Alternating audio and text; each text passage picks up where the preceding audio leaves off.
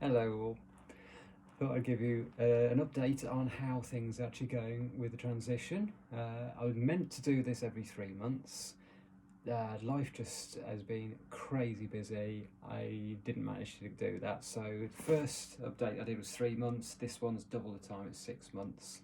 But at least I can give you sort of an indication of how sort of things go and what to expect. So apologise for not doing the 3 months bit, but to be honest with you, there's not a massive amount of differences that are going on. So things that have gone on, obviously breasts have been growing, fat has been redistributing, so getting a little bit more hips. Definitely started to have a few emotional changes. That could also be because my medication changed a little bit. I know at one point I've been talking about changing to using something else to block testosterone because the finasteride wasn't particularly blocking it. However, I've actually ended up staying on the finasteride, but what we've done is we've upped my estrogen, so I'm now using 150 for the estrogen, and I'm now taking progesterone as well. So that has definitely all started to have an effect. The upped estrogen and progesterone, that's been a little bit more recent, so we shall see. But I would say as far as growth is concerned, I'm definitely an A cup, certainly filling an A cup. Got B cup bra ready and waiting. That might well be quite soon. So yeah, it's all working, which is absolutely amazing.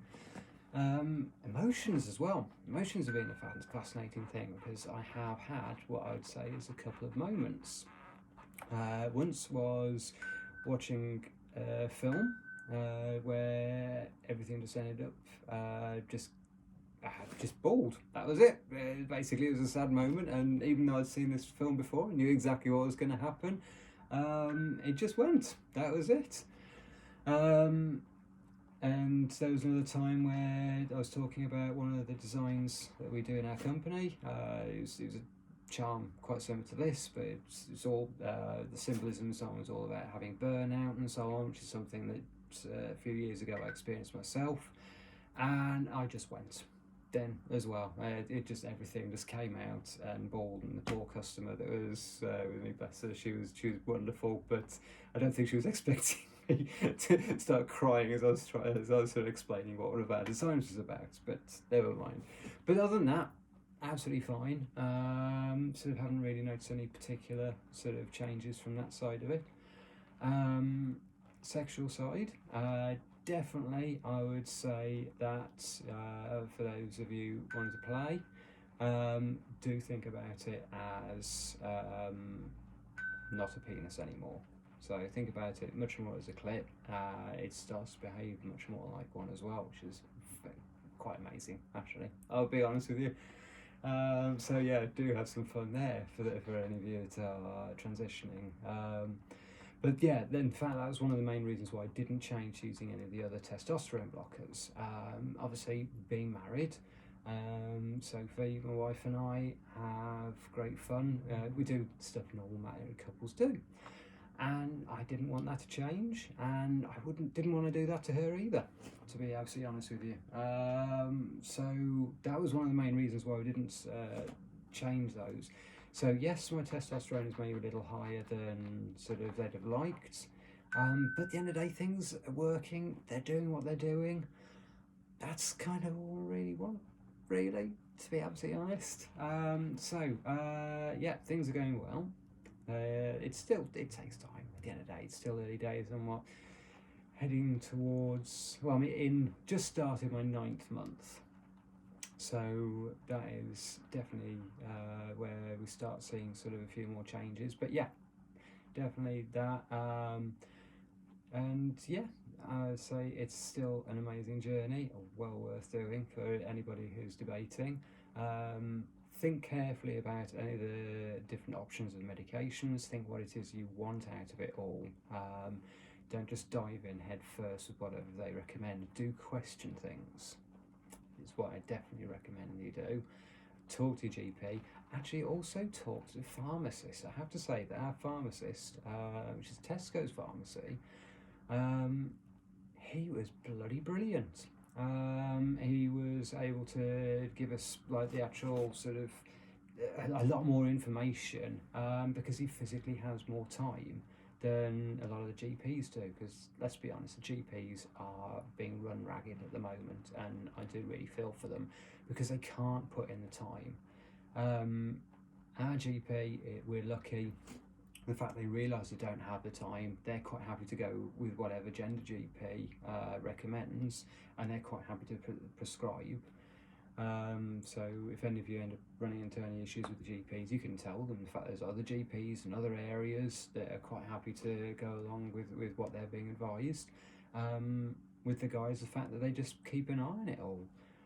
Testosterone and estrogen was measuring sort of a bit more testosterone, a bit less estrogen than we expected. However, something is worth bearing in mind. Now, I only know this because of my mother-in-law. She was a nurse, but she also explained the fact that whenever you have a blood test and you have a test for any of your hormones, it is what the hormone is doing on that specific day. So, something I have learned from this: don't have your blood test done on the day you change your patch, because your patch level, obviously the estrogen in particular, will be gradually going lower and lower and lower once the main bulk of it's gone. What will then happen is when you put on the new patch, it's still going to take a little bit of time for that estrogen level to rise back up. So I haven't yet worked out what a good day is to do it, whether it's the day after you change your patch or maybe the day after that. Maybe it's better probably working out what it is probably in the middle of when you change your patch. So that will maybe give you a bit more of an idea of an average. But I would definitely recommend don't have your blood test done on the day that you change your patch. Because in my case, it was that day and my levels were showing right down, so it wasn't able to give a true sort of reading as to where I am. But it is day by day, it changes anyhow. So that's something I'm going to be experimenting a little bit more as I go along.